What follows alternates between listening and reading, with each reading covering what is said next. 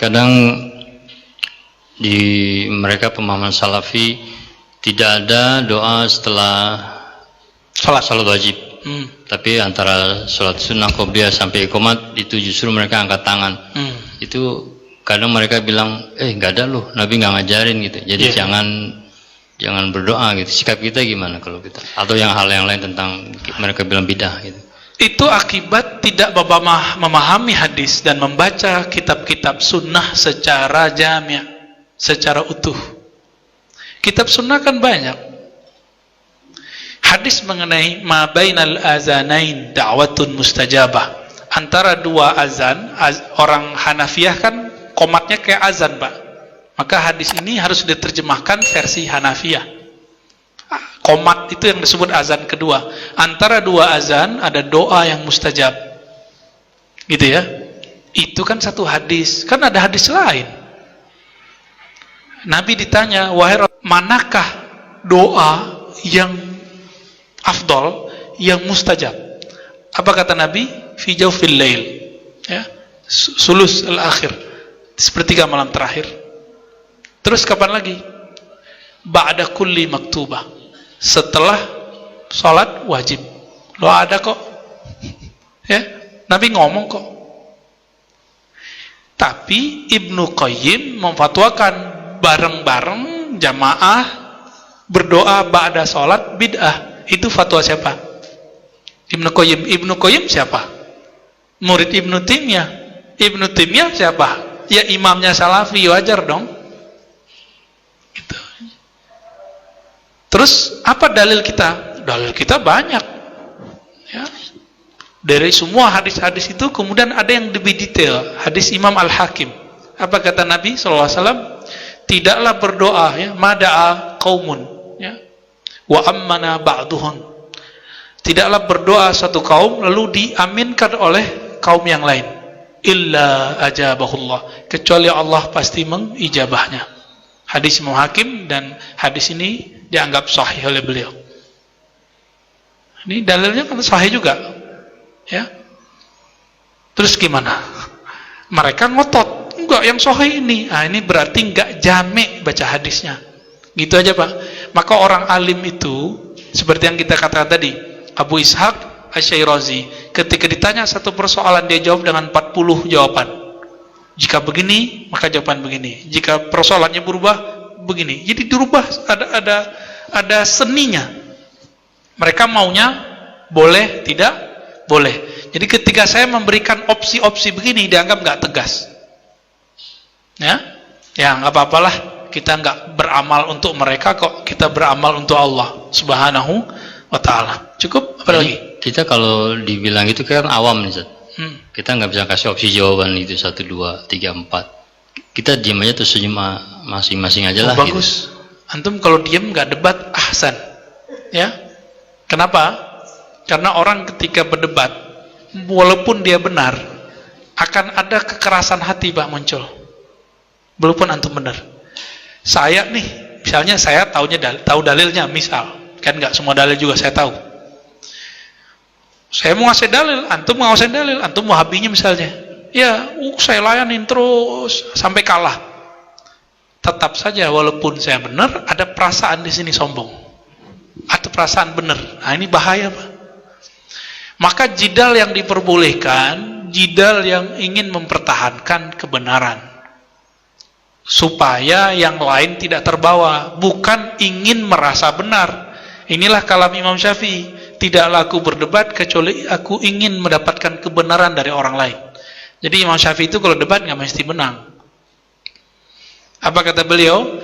Saya kalau mendebat orang pintar pasti dia kalah, tapi kalau mendebat orang jahil pasti saya kalah. Jadi antum mau bawa 1000 dalil sama mereka nggak akan diterima. Karena diksi-diksinya begitu, ya, diksinya begitu, Pak. Yang tidak menghormati Ibnu Taimiyah berarti jahil. Jadi kita udah dituduh jahil duluan. Yang membagi bid'ah menjadi lebih dari satu berarti dia lebih pintar dari Rasulullah. Jadi diksinya udah didoktrin. Padahal tanya balik, mana dalilnya bahwa yang mengatakan lebih itu lebih pintar dari Rasulullah? Kebingungan juga mereka. Jadi nggak usah pakai dalil. Kadang kalau ngomong sama mereka Pak, mainin aja kalamnya dia. Ya. Assalamualaikum Buya, mohon dijelaskan asbabul wurud kullu bid'atin dolalah yang menjadikan kekhususan makna hadis ini. Itu Nabi sedang berkhutbah. Ketika Nabi berkhutbah, Nabi mengatakan sebuah kalam, ya, khairul hadi hadi Muhammad, ya, sebaik hidayah adalah hidayah Muhammad, ya, sebaik-baik kalam adalah kalamullah, ya. Iyyakum muhdatsatil umur, jauh-jauhlah kamu dari perkara yang baru. Wa kullu muhdatsatin bid'ah, sampai akhir hadis. Ya. Lalu setelah itu Nabi ganti topik, udah nggak ada kaitannya. Jadi hadis itu ada topiknya, 3 topik. Pertama tentang menyatakan hidayah, kalam. Yang kedua mengenai bid'ah. Yang ketiga persoalan lain, masuk ke bab muamalat. Jadi hadis ini Nabi sampaikan di salah satu khutbahnya. Bid'ahnya Salafi apa? Setiap kali mulai khutbah memulai kalamnya dengan kalam itu. Ya kan? Benar nggak? Itu menurut saya bid'ah juga. Nabi nggak selalu khutbah dengan kalam itu kok. Katanya kalau Nabi tidak melakukan selalu, kita nggak boleh melakukan selalu. Kenapa ente setiap mulai khutbah mulai dengan kalimat itu? Ya, ini kan lucu ya. Jadi itu hadisnya Nabi sedang berbicara dalam khutbah. Gitu asbabul wurudnya. Wallahu ta'ala alam. Apakah di kalangan Wahabi ada muftinya? Ada. Mereka buat, ada juga namanya apa namanya ya? Hay'ah Kibar Ulama gitu kalau nggak salah. Itu ada di Saudi. Jadi mereka juga punya lembaga fatwa. Ah, inilah lucunya Pak. Di Saudi itu nggak bisa kita ngomong begini tentang agama. Ada seorang imam Masjidil Haram, beliau agak longgar masalah hukum musik, langsung dipecat dari imam masjid. Gimana tuh? Ya, ntar saya dituduh lagi ente menghalalkan semua. Enggak, ini ulamanya yang banyak. Nanti mereka bawa nama 4 mazhab. Jadi ada salah satu ustadz di Indonesia, ketika masalah musik, dia tumben-tumben bawa 4 imam. Ya, bukannya tadi kita nggak boleh taklid mazhab. Sekarang dia bawa 4 mazhab mengharamkan musik. Ya, yang dia nukil cuma imam yang cocok sama dia. Imam kan banyak. Imam Ghazali memberikan 2 pendapat mengenai musik. Jadi bukan 1 kaul. Imam Surawardi mengatakan 2. Jadi mereka memberikan opsi, haram jika begini, halal jika begini. Kita juga sama, kita mengatakan musik haram jika begini, halal jika begini. Ada penjelasannya nanti, ya. Jadi mereka punya muftinya. Tapi muftinya ada yang resmi, ada yang nggak resmi. Kayak Syekh Albani itu nggak resmi. Salah satu fatwa Syekh Albani apa? Haram sholat di masjid yang ada kuburnya. Maka dia nggak mau lagi sholat di Masjid Nabawi, Pak. Bahkan memfatwakan keluarkan kubur Nabi dari masjid. Itu sebabnya Syekh Albani nggak lama di Madinah, 3 tahun doang. Ulama Wahabinya sendiri nggak sepakat Pak sama Albani, ya. Apalagi fatwa Syekh Albani membid'ahkan sholat tarawih lebih dari 11 rakaat. Di sini berapa tarawihnya? Masih, wah mantap, ya. Terusin Pak itu. Kapan lagi kita bertahan kan? Kata Syekh Albani berapa? Mesti 11, lebih dari 11 sama dengan menambahkan sholat-sholat yang lain menjadi 5 rakaat. Waduh, gawat tuh ya. Jadi dia berfatwa sesuka-suka isi perutnya. Ditanya mengenai persoalan orang-orang yang sedang di Palestina. Orang Islam di Palestina, apa kata dia? Nggak apa-apa, keluar aja. Jadi orang-orang Islam di Palestina keluar aja, cari tempat yang lain. Jadi nggak disuruh jihad sama dia, Pak. Inilah lucu-lucunya ya Syekh Albani. Dan dia memfatwakan macam-macam hal, masuk nanti masalah tasbih. Oke? Bagaimana mereka menanggapi ayat mutasyabihat? Nah, kita sudah dibahas di awal mengenai tentang takwil, ya, mengenai tentang perbedaan mereka dengan Asy'ariyah. Ayat mutasyabihat mengenai sifat-sifat Allah. Ulama Wahabi tidak meyakini ada ayat mutasyabihat. Itulah pendapat Ibnu Taimiyah. Semua ayat itu disebut muhkamat. Maka istiwa itu tidak disebut mutasyabihat. Istiwa ya duduk, selesai. Allah di langit, nggak ada boleh pertanyaan lagi. Gitu. Tapi sebenarnya mereka sebagian itu membatasi diri bahwa maksudnya istiwa beda dengan istiwa yang kita bayangkan. Masih oke. Tapi kalau sudah bilang duduk, kita nggak ada ampun, Pak. Kita kritisi. Apalagi mereka mengatakan Allah duduk di atas aras dengan zatnya.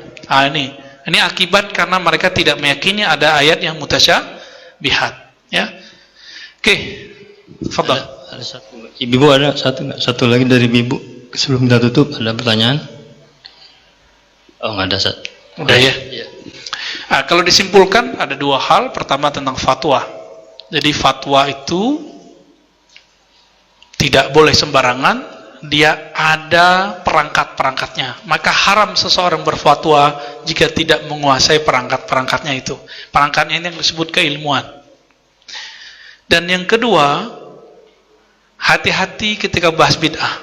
Nah, Salafi seperti yang ditulis oleh Syekh Ali Jum'ah sangat menggampangkan fatwa sampai orang-orang yang baru ngaji Salafi pun sudah mulai berfatwa, bahkan nyalahin kita yang sudah lama ngaji dan kita sampai sekarang nggak berani berfatwa. Ya, mereka berani fatwa. Apalagi dalam persoalan bid'ah, anak-anak yang baru ngaji pun di kalangan mereka berani mengatakan Kiai anu bid'ah. Ya, Kiai anu sesat. Nah, ini musibah, maka disebut oleh beliau di depannya fawdha, ya.